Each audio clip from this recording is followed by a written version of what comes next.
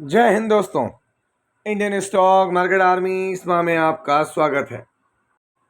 दोस्तों, जैसा कि आप थंबनेल पर देख चुके हैं, जिस खबर का था इंतज़ार वो पूरे मार्केट को वो आ गई दोस्तों।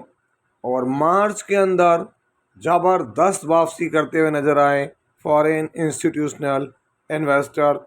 अमेरिकन मार्केट में हाहाकार, वो सारी चीज़ें इस वीडियो में कवर करूँगा। पर मेरा आपसे एक रिक्वेस्ट है कि ये वीडियो एजुकेशनल पर्पस के लिए, स्टडी पर्पस से बनाया गया है, तो इसको स्टडी करें, पूरा वीडियो देखें, आपको समझ में आएगा। जहाँ पर मार्च में कैसी वापसी हुई है, आप देखें तगड़ी बिकवाली थी। सितंबर के बाद पहली बार एफआईएस की वापसी होती हुई नज़र आ रही है। तो दोस्तों, हाहाकार भी मच गया अमेरिकन मार्केट में, वो भी चीज़ें देखेंगे। और जो खबर, अगर आप एक इन्वेस्टर हैं, डेफिनेटली अगर आप एक इन्वेस्टर हैं तो ये खबर आपके लिए सबसे बड़ी है। क्योंकि एक इन्वेस्टर जानता है कि किसी भी कोई भी कंपनी ख़राब है अच्छी है, उसका अनुमान कैसे लगाएं, क्या करें, उसके लिए ये चीज़ बहुत इंपॉर्टेंट है।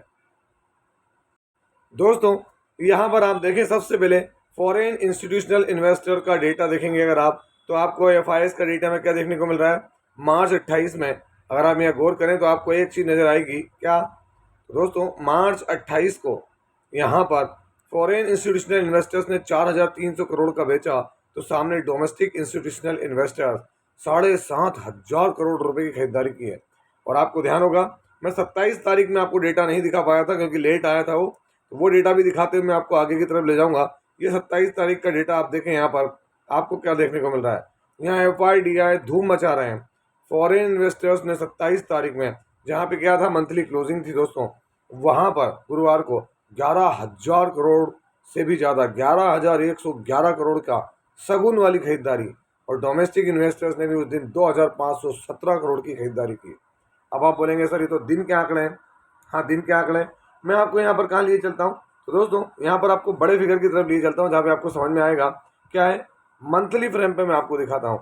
आप मंथली फ्रेम पे एफआई का आंकड़ा देखेंगे, फिर ये अपडेट होता हुआ नजर आ रहा है थोड़ा सा, ये देख सकते हैं। अब आप यहाँ पर क्या है, मंथली फ्रेम पे अगर आप गौर करेंगे तो आपको मंथली फ्रेम में देखें, यहाँ पर ये क्या दिख रहा है, मार्च 2025 फॉरेन इन्वेस्टर्स का डेटा देख रहे हैं। 2,000 करोड़ की नेट बाइंग है दोस्तों। और यहाँ पर इसी वजह से निफ्टी 6.3% चढ़ा है। अब आप अंदाज लगाएं कारण, क्योंकि भारी बिकवाली थी। कैसे, फरवरी में 58,000 करोड़ या 59,000 करोड़ दोस्तों, जनवरी में 87,000 करोड़, निफ्टी डाउन। दिसंबर के अंदर 16,000 करोड़ की बिकवाली, निफ्टी 2% डाउन। उसके बाद देखें नवंबर के अंदर कितना, 45,000 करोड़, निफ्टी 0.3% डाउन। अक्टूबर के अंदर 1,14,000 करोड़ की बिकवाली, निफ्टी 6% गिरा। उसके बाद में देखें आप सितंबर, तो दोस्तों आप देखते हैं सितंबर में जो खरीदारी थी 15,000 करोड़ की, और निफ्टी यहाँ पर 2.3% की जम दिखाया था। उसके बाद पहली बार कब आ रहा है डेटा आपके सामने, तो आप यहाँ देख सकते हैं मार्च के अंदर 2,000 करोड़ की खरीदारी का डेटा नज़र आ रहा है पहली बार। और दोस्तों, अगर मंथली फ्रेम पे ही मैं आपको डीआई के पास ले चलूँ, तो डोमेस्टिक इन्वेस्टर्स ने जो सपोर्ट किया है, अगर वो सपोर्ट नहीं होता तो आप देखें यहाँ पर 37,000 करोड़ की मार्च में खरीदारी की, इसी से निफ्टी 6.3% गया। फरवरी में 64,000 करोड़, देखें आप जनवरी में 86,000 करोड़, दिसंबर में 34,000 करोड़, आप देखें नवंबर में 44,000, अक्टूबर में 1,07,000 करोड़, और दोस्तों सितंबर में 31,000 करोड़। देखें अगस्त में 48,000 करोड़, जुलाई में 23,000 करोड़, जून में 28,000 करोड़, मई में 55,000 करोड़, अप्रैल में 44,000 करोड़, मार्च में 56,000 करोड़, फरवरी 25,000, जनवरी 26,000, दिसंबर 12,942। तो आप देखें हमारे डीआई कंटिन्यूस मार्केट को होल्ड कर रहे हैं। अगर ये इतना बड़ा डेटा नहीं होता ना दोस्तों, मैं आपको बता दूं कि निफ्टी अभी तक ताज्जुब नहीं की 18-19 हज़ार के लेवल को टच करता नजर आ जाए। क्यों? क्योंकि हमारे देसी निवेशकों ने यहाँ पैसा लगाया। तो पहला डेटा यहाँ पर आपके सामने एफआईडीआई का जबरदस्त वापसी का। दूसरे डेटा की तरफ लिए चलूँ, जिसका सबको बेसब्री से इंतजार है, वहीं पर चलते हैं। दोस्तों, आप अच्छे से जानते हैं हमारा फाइनेंशियल ईयर जो है वो 4 क्वार्टर के अंदर बटा हुआ है। हमारा quarter 1, quarter 2, quarter 3, quarter 4। Quarter 1, 2 और 3 जा चुका, Q4 के नंबर्स आना बाकी हैं। जो हमारा मार्च एंड होता है दोस्तों, मार्च एंड जो हमारा चौथा क्वार्टर एंड होता है, उसके रिजल्ट अप्रैल में आना स्टार्ट होते हैं, जहां पर हमको किस कंपनी की स्टडी करना चाहिए, कहाँ पर हमको एग्जिट करनी है, कहाँ पर हमको जो भी जिससे रिलेटेड डिसीजन लेना है, वो इन रिजल्ट से, जो कि कंपनियां खुद दिखाती है कि उन्होंने क्या प्रॉफिट किया, क्या लॉस किया, तो वो सिलसिला चालू होने वाला है। जिसके लिए आप देख सकते हैं आनंद राठी 10 तारीख को अपने रिजल्ट दिखाएगा, 10 कोई Tata consultancy services, ICICI Lombard general insurance दिखाएगा, है ना। 15 को ही ICICI प्रू दिखाएगा, 15 को GM ब्रेवरीज, एंजल वन दिखाएगा 16 को, HDFC असेट मैनेजमेंट कंपनी 17 अप्रैल को दिखाएगी। अब आप यहाँ अंदाज लगाएं, 17 तारीख को यहाँ पर इन्फोसिस भी अपने रिजल्ट दिखाएगा, महिंद्रा दिखाएगा 17 को, अमल 18 को, HDFC बैंक 19 को, ICICI बैंक 19 को, HCL टेक्नोलॉजी 22 को, महिंद्रा एंड महिंद्रा फाइनेंशियल 22 को। और दोस्तों आप L&T, emphasis, Nestle, Hindustan Unilever, ये अलग अलग डेट्स के अंदर आपको नज़र आएंगे अपने रिजल्ट्स के साथ में। अब हमको पेन लेकर, कंप्यूटर, हमारे टैब लेकर बैठना है, जहाँ पर हम क्या करेंगे, इनके रिजल्ट्स देखेंगे और आगे बढ़ेंगे। सबसे बड़ा रोल होगा दोस्तों यहाँ पर टाटा कंसल्टेंसी सर्विसेज का, जो किंग है IT का, है ना। उसके बाद सभी कंपनियां दिखाएंगी जो इंपॉर्टेंट कंपनियां हैं जिनकी आप स्टडी करना चाहते हैं। उनमें आप IDFC फर्स्ट बैंक देख सकते हैं, कैफिन टेक्नोलॉजी, इंडिया सीमेंट, है ना, KPIT टेक्नोलॉजी, नाम इंडिया, निपॉन एसेट मैनेजमेंट, है ना, उसको देख सकते हैं यहाँ।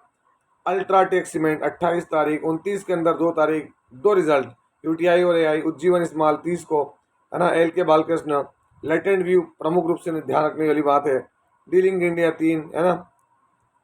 अगर आप ये देखेंगे तो 5 को एक बड़ी कंपनी कोफोर्ज आपको रिजल्ट दिखाती हुई नजर आएगी IT में, आधार हाउसिंग फाइनेंस 6 को, है ना। उसके बाद आप कंसाइन नेरोलैक पेंट सेगमेंट में ब्लू स्टार, जो कि रडार पर रहना चाहिए, क्योंकि दोस्तों गर्मी आ रही है, तो जो AC वगैरह है, डाबर इंडिया 7 को, एशियन पेंट्स केमिकल में 8 तारीख को।